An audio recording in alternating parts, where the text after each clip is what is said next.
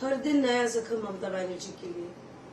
तो आप सोचिए, कोयल मल्लिक जैसे एक्टर जो बहुत पॉपुलर है, बहुत जनप्रिय है, तो उनको भी छोड़ना पड़ा, क्योंकि ये चोर की पार्टी में कोई नॉर्मल इंसान रह नहीं सकते।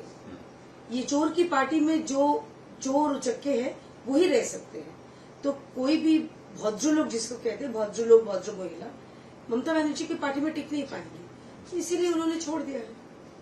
ममता बनर्जी ने कहा है कि जिसको जाना है जाओ, 21 तारीख से पहले चले जाओ, मुझे डरने की जरूरत नहीं। ये तो उनका बात सुन के मुझे लग रहा है कि कोई फिल्म का डायलॉग दे रहे थे, जाते हो तो चले जाओ ऐसे करके। तो ममता बनर्जी जाना है तो जाओ, अगर बोलती भी है तभी भी वो जाएंगे, और नहीं भी बोलती है तभी भी वो जाएंगे। तो ये जैसे प्यार में धोखा खाने वाले जो प्रेमी होते हैं ना, वो ये सब डायलॉग देते हैं। ममता बनर्जी ये सब डायलॉग दे रही है, मतलब उनके हाथ में कुछ नहीं है, तो उनके बोलने से या नहीं बोलने से कुछ फर्क नहीं पड़ता। जिनको जाना है वो जरूर जाएंगे। उन्होंने यह भी कहा कि मैं बीजेपी का अंत देखूंगी। देखिए, बीजेपी का अंत तो महुआ मोइत्रो ने भी कहा था देखेंगे, और देखिए महुआ मोइत्रो का पार्टी का अंत हो गया। तो ममता बनर्जी अब खुद को संभाले, खुद का पार्टी का जो बचा कुचा सांसद बोलिए, विधायक बोलिए, कार्यकर्ता बोलिए जो है, उनको संभाले, बल्कि बीजेपी के अंत के बारे में सोचने के लिए उनके पास इतना लोग नहीं है। अगर वो बोल रहे थे कि 21 जुलाई करके कोर्ट में भी गए थे, तो मैं तो बोल रही हूँ कि ब्रिगेड में कीजिए ना। आप इतने बड़े जननेत्री हैं, इतने सारे कार्यकर्ता आपके साथ है, तो ब्रिगेड के लिए अप्लाई क्यों नहीं किए कि ब्रिगेड में 21 जुलाई करेंगे।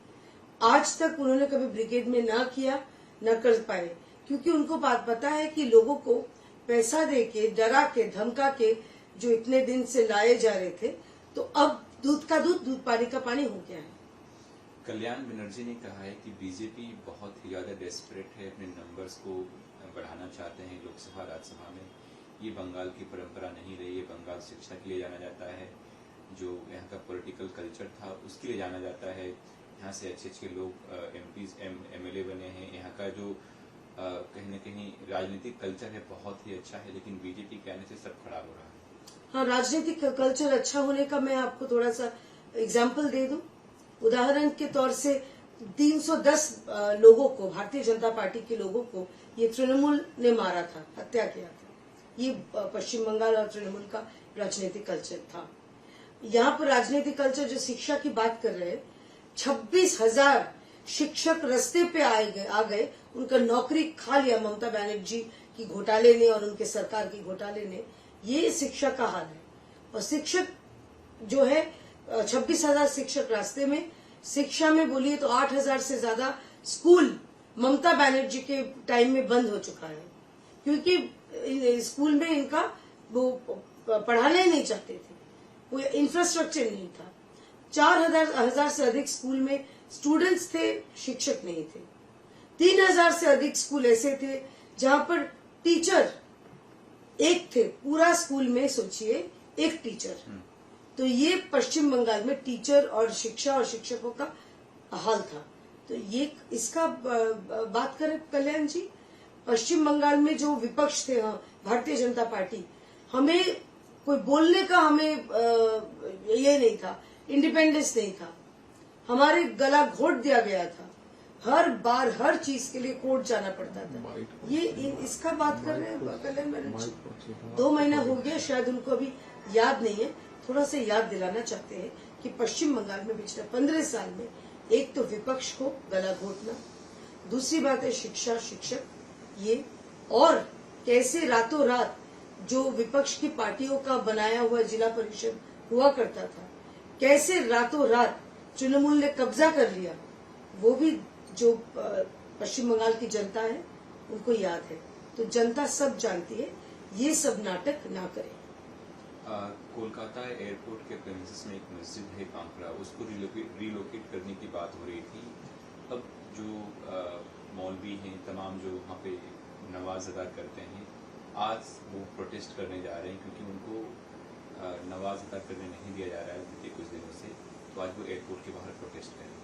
ये क्या महज इत्तेफाक है कि जो लोग जो कहे थे कि हमें कोई आपत्ति नहीं है, क्योंकि ये जो मस्जिद है इसको शिफ्ट किया जा रहा है। सुरक्षा को ध्यान रखते हुए पिछले कोई सरकार जो कदम नहीं उठाए थे वो भारतीय जनता पार्टी की सरकार ने उठाया है। तो ये बहुत शांत रूप से हो रहा है। ये कुछ लोगों को या कुछ पॉलिटिकल पार्टी को ये शायद पसंद नहीं है, इसीलिए वो लोगों को उकसा के, जो अल्प समुदाय है उनको उकसा के ऐसे कोई प्रोटेस्ट की नाम देके वो फिर से वहां पर अशांत होने करना चाहते हैं। लेकिन सबको याद देना चाहते हैं कि हमारी सरकार ऐसी सरकार है कि अभी गुंडा दमन बिल भी पास हो चुका है। तो प्रोटेस्ट के नाम पे अगर कोई लोगों को उकसाने का काम करेगा, वहां के जो सामान्य जो जनता है उनके ऊपर कोई प्रॉब्लम क्रिएट करेगा, कोई तोड़ फोड़ करेगा, उसके लिए सरकार तैनात होगी। एयरपोर्ट जैसे सेंसिटिव जोन के सामने गेट नंबर 7 के पास वो प्रोटेस्ट करेंगे, कितना जायज है ये बिल्कुल जायज नहीं है। इसीलिए तो ये इत्तेफाक नहीं हो सकता कि जब पूरी बात हो चुकी है, तृणमूल के जो एक्स एमएलए थे वो उन्होंने भी कहा है कि इनको होने दीजिए, ये होना चाहिए।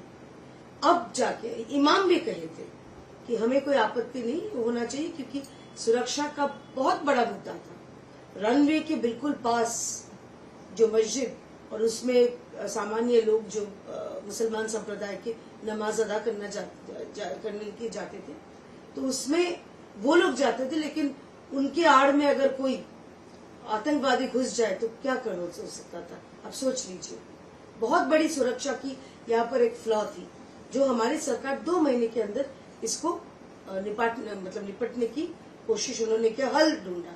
तो कुछ लोगों को ये पसंद नहीं है, ये इतना शांत तरीके से ये काम हो रहा है, उकसाने की काम कर रहे हैं। जो भी उकसाने की काम कर रहे हैं उनको भी पुलिस में दरख्वास्त करती हूँ कि उनको ढूंढे, उनको कड़ी से कड़ी सजा दे, और जो प्रोटेस्ट कर रहे हैं, प्रोटेस्ट के नाम पे लोगों को उकसाने का काम कर रहे हैं, ये भी बंद होना चाहिए। शमीदा ने यहाँ तक कहा कि अगर वो मस्जिद की जगह पे बजरंगबली का मंदिर भी होता तो भी हम सुरक्षा के दृष्टिकोण से उसको हटाते वहां से। तो बहुत बड़ी बयान दिया है हमारे आदरणीय प्रदेश अध्यक्ष और राज्यसभा के सांसद कि वहां पर अगर बजरंगबली जी का भी मंदिर होता तो सुरक्षा को ध्यान में रखते हुए वो भी हटाया जाता। तो एक हिंदू होने के नाते इतना बड़ा बयान उन्होंने किया है, तो जो अल्प समुदाय है, अल्पसंख्यक लोग हैं, उनको भी तो ये होना चाहिए कि सुरक्षा पहले, सबसे पहले देश का सुरक्षा, यात्रियों का सुरक्षा, जो लोग जाते आते हैं उनका सुरक्षा।